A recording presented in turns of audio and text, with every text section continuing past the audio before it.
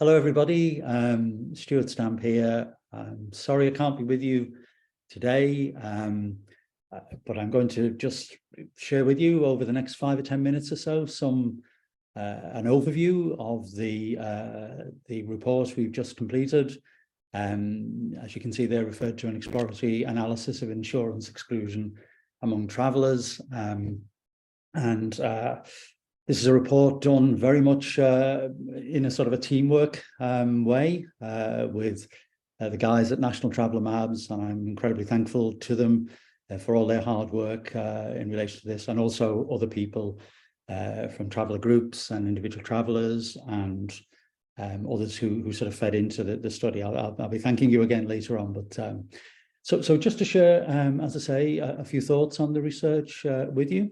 Just to start, there's obviously a background and a context to every piece of research. And in this case, as we know, there are very high levels of poverty, unemployment and disadvantage amongst the traveller community in general. The research is obviously very clear on that, unfortunately. But there's also widespread financial exclusion around banking, payment and credit amongst travellers and indeed other marginalised groups. And by financial exclusion, we mean an ability to, or inability to access and use financial services that, are considered to be conventional or the norm, if you like, in society at a given point in time. And a lot of work has been carried out, and much of it by National Traveller MABS over the years on this particular subject. But actually quite little is known about the insurance dimension to financial exclusion. We know quite a bit about banking, payment and credit, but not so much about the insurance side of things. And that's because it's often considered to be, if you like, a lesser factor or the poor relation in terms of financial exclusion research, both in Europe and in Ireland specifically. But that doesn't mean that it's not impactful. So, insurance exclusion can have impacts for people if things happen, income drop, a sudden emergency, fire, flood, theft, breakage, etc., things may need to be replaced. So obviously that can cost money, and sometimes if people don't have the money to afford to pay for those replacements, they may even have to borrow to replace those items or things. So it can have an impact, very much so, on people's lives, but as I say, it's not really been researched to the same sort of extent as the other dimensions. And there's sort of contrasting schools of thought, really, not just in terms of insurance exclusion, but in terms of financial exclusion more generally. And the first one, which we subscribe to, really, National Traveller MABS, is it's very much a dimension of social inclusion more broadly. If you can't participate in the financial services that are the norms in society, then you're excluded or can be excluded more widely in terms of participating in society. But there's another school of thought, and this is more common, well, to a small degree, really, in some academic circles, that financial exclusion or financial inclusion can be seen as part of what's sometimes referred to as a financialization agenda. This idea that we need to use financial services, and financial services are being pushed, if you like, at people. And there's a concern here that can, lead to, if you like, a downplaying of the role of public services in many ways. And also it can expose people to financial risk. So, just say there are sort of different schools of thought, but our position in relation to this really comes from a well-being perspective. We see insurance very much linked to well-being and to people's resilience, to people's ability, to deal with emergencies, external events, things that happen to people. And that doesn't mean that, we should ignore services and universal services, basic services in particular. We support very much the idea of universal basic services for everybody, but there should also be what we refer to here as real choice for people. In terms of financial services. So if you like, we come from a standpoint very much in terms of economic human rights, that if we're going to have a society that sort of is, our economy is sort of built, if you like, on people consuming goods and services, then we really need to make sure that people have real choice in relation to those services. The services are appropriate to them, and also that they're protected should things go wrong in people's lives. So we come very much from an economic human rights standpoint on all of this. So in terms of research design, just three sort of very quick dimensions here. This is the research question we set for ourselves in conjunction.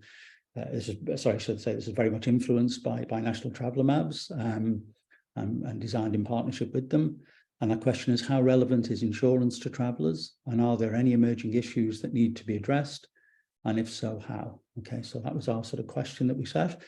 And the objectives are to estimate the extent and nature of insurance take-up among travellers, okay, to try and get a sense of, what's going on out there for people, to identify any barriers or obstacles that exist in relation to access and or use. Okay, so is there anything that's preventing people from availing of insurance products and services of different types?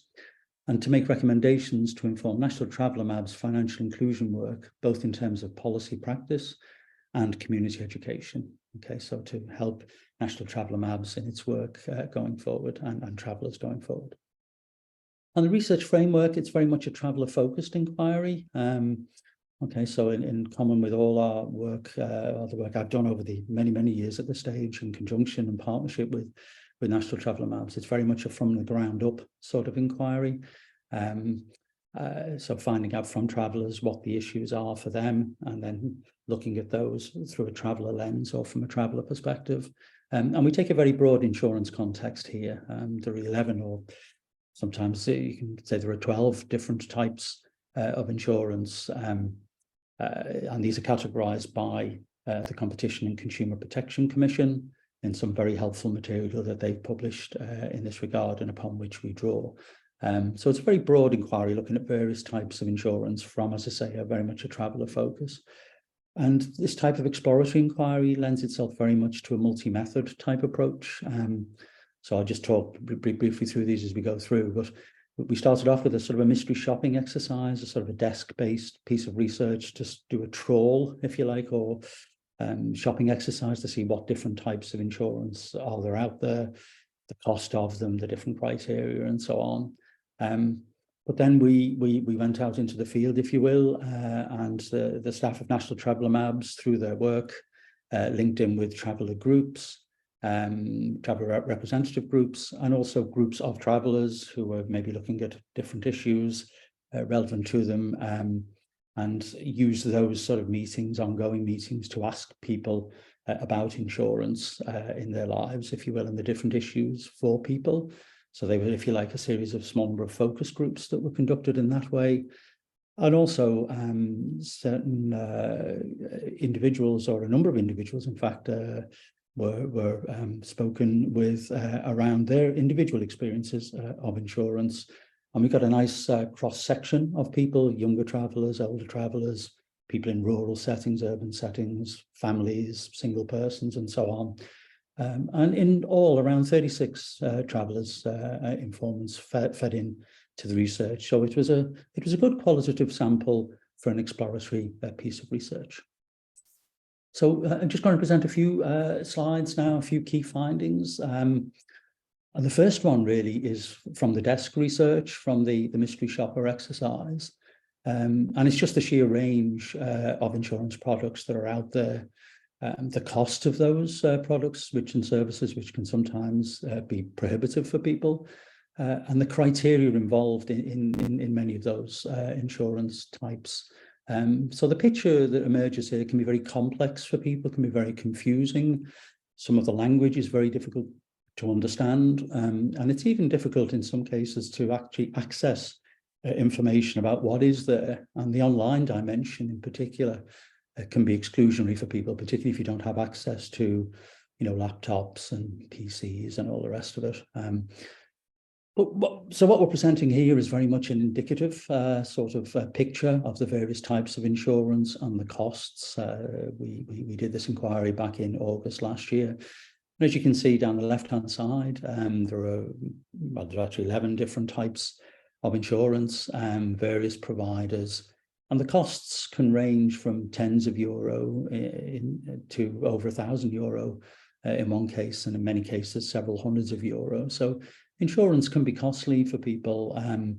And a lot of the criteria involved, there's a lot of exemptions, a lot of boxes to be ticked here, a lot of forms and so on. So there's actually a major issue for people, we think, in just accessing basic information around insurance and the pros and cons and the different things to look out for. So I know that's going to feature in National Traveller MABS community education work going forward, which is excellent, and one of the main findings, if you like, from the study. But just look at that table, you get a sense just of the complexity of the area that we're talking about here. And it's sometimes very difficult to get specific quotes in relation to things that might have specific relevance to travellers. You know, a lot of the quotes we got were very sort of general quotes based on, you know, a certain person in a certain set of circumstances, which may or may not link, if you like, to the traveller experience. So getting information itself can be quite difficult, but the complexity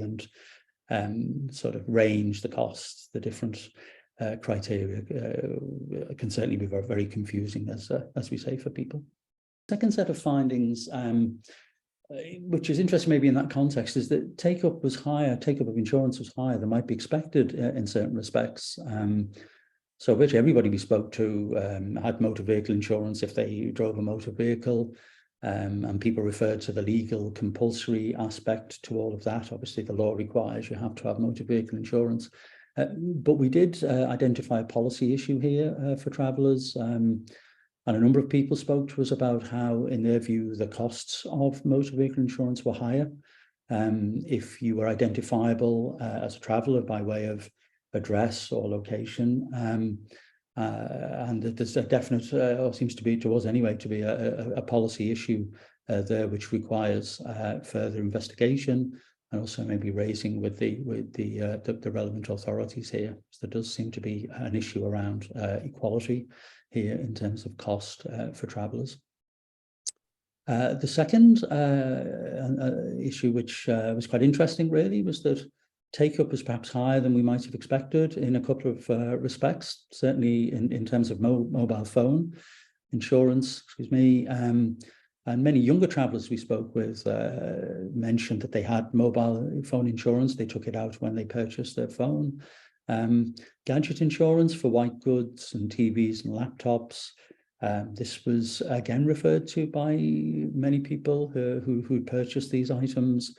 And we think here the insurance takes the form of a warranty where you pay extra to insure yourself in case things sort of break down or go wrong into the future. And the common theme here seemed to be that, you know, there was an openness to insurance, either where it was required in the case of motor vehicle insurance, or when the option of insurance was either presented or linked at the time of purchase, as was the case in mobile phones and with certain types of goods. And our recommendation here was it would be useful, we think, to identify a trusted source of independent advice for travellers, so people could get information about the pros and cons of a particular insurance product when it's presented to them, or if they're contemplating taking it out in certain circumstances.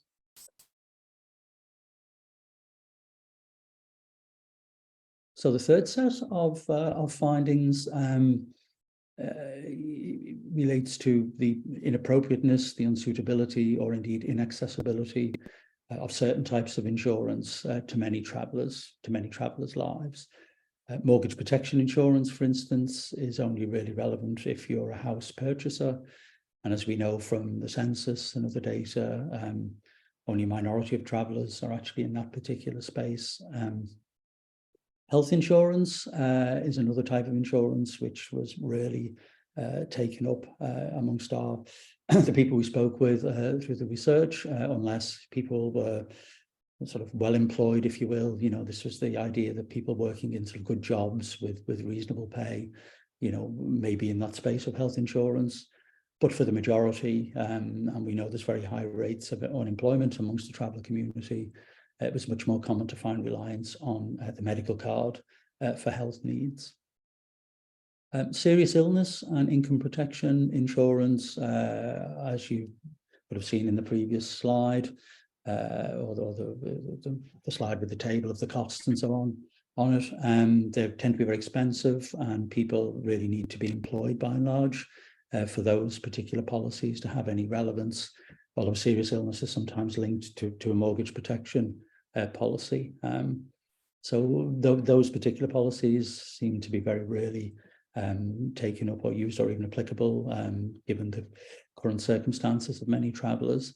And overall, it was sort of employment or house purchase that appeared to us to be the gateway to financial services use, and indeed to what you might refer to as the financial services grid or the insurance grid. You know, that with those things being in a well-paid job or being a house purchaser that, if you like, open the door towards uptake of certain types of insurance. So if you were in that situation, you will be more likely to have insurance, and if you weren't, you'll be less likely to have particularly certain types of insurance, or for it to be relevant to you. Pet insurance is another one of the categories of insurance, and of course this is only relevant if you own a pet, an animal. But some of the people we spoke to had actually taken out pet insurance and actually found it worthwhile in terms of, you know, the savings that as they saw it, in terms of, you know, fees, vet fees, and so on. So again, you know, not an aversion to insurance, more a question of, did it actually make sense in sort of cost benefit terms for people? And just the final issue there, mobile home insurance. There's a major policy issue arose here, and this is something that National Traveller MABS are already looking into in terms of caravan loan schemes and the argument for a caravan rental scheme. You know, this issue that mobile phone insurance is largely inaccessible. It's not available to people who are living in mobile homes in the longer term. There just doesn't seem to be the willingness to insure people in that respect. So there's a very important policy issue there for people who are being excluded from insurance because of their living circumstances. And the fourth and final key finding really is, we call it lack of awareness, and in some cases maybe misperception around insurance. Home contents insurance, for instance, was generally perceived to be for people who are purchasing houses. Now it is broader than that, and many people who are in social rented accommodation, social tenancies, you know, could also avail of home contents insurance if they wished to or want or could afford it, and it was available to them. So there seemed to be just a bit of a misperception there that it was only relevant to people in the house purchasing space, where it isn't. It's obviously open to people who are in other tenure types of situation. So that's sort of, if you like, a misperception issue. Life or death benefit insurance, there seemed to be a degree of unawareness about that and its availability, particularly through the credit unions, in the form of death benefit insurance. And this is an issue that we've come across before several years ago when we were looking into the whole issue of funeral costs and funeral expenses and the impacts of that on travellers. And we recognise an important cultural dimension here, that some people just don't want to go near that particular type of insurance for various reasons. But flowing through our argument here is the idea that really what's important is that people have real choice, that people have informed choice, that, you know, as long as people know what's there and it's accessible to them and potentially usable by them, they can then decide whether it's something they wish to avail of or not for various reasons. So, you know, it's this idea of real choice, I think, that sort of flows through our research. Credit union membership as well brings with it other insurance benefits in terms of loan protection and savings protection. And again, we think that there might be some degree of lack of awareness of that, and that it may bring people, you know, some peace of mind if they knew that things were protected, loans and savings should something happen. So I suppose the conclusion really in relation to awareness and misperception is to create greater awareness among traveller individuals at the individual level, and also, you know, amongst groups of travellers through community education activities and so on. So the idea is you know, to create this sort of space for more informed choices to be made by people And we feel that as people start to discuss this issue more, and as it starts to become more, if you like, part of the conversation, if you will, there's the likelihood that we'll identify further policy and practice issues that we're maybe not aware of at the moment that will come to the fore, once things are talked about more frequently. So just a couple of overall conclusions. And these are quotes from the report. So there's a widespread lack of awareness of insurance options among travellers as a whole. That's clear. But perhaps greater knowledge and openness within certain sections of the community in terms of specific insurance options that might have been expected. And we referenced the mobile phone issue among younger travellers and warranties, insurance around, white goods and so on. So the overriding issue emerging from the scoping inquiry relates to the lack of real choice. And by this, we mean that travellers should have the sources, the means, and the information to make informed decisions about what is appropriate or not for themselves and their families in terms of insurance. Okay, so this idea very much of real choice, of informed choice, of people having both access to insurance products and also that they're usable by them, they're appropriate to them, they're suitable for them, and that those things are then available, and then people decide for themselves whether or not it suits them and their families at a given point in time relative to their particular circumstances. So we conclude that work is needed at individual, community, provider, and we have private provider there, but also state provider, I think, as well, trade organisation, regulatory, and educational body level. So work's needed at a variety of levels, both to build awareness, around insurance and the choices that are available to people, but also to highlight and crucially address policy and practice issues that arise in this area. So the more we talk about it, the more awareness grows, the more we think policy and practice issues will come through, and they will then need to be highlighted and addressed. So yeah, just a final thank you, really. I mean, research like this doesn't happen in a vacuum. It's very much a team effort, as I say. And this particular piece of research, we're very grateful to individual travellers who spoke to the team in National Traveller MABS, answer questions about their insurance experiences and take-up and so on. To groups of travellers who met, as I say, in sort of a focus group type of sort of setting, and who spoke again with the National Traveller MABS team around, issues as they pertain to them.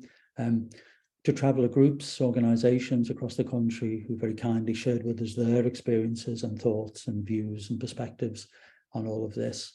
And finally, to the team at National Traveller MABS who gathered the data, collated it for me, and then I worked very much with them in terms of producing this report. So that's it from me. As I say, sorry I can't be with you today, but I hope that this presentation has at least given you a sense, an overview of the research, that you will read the report as well.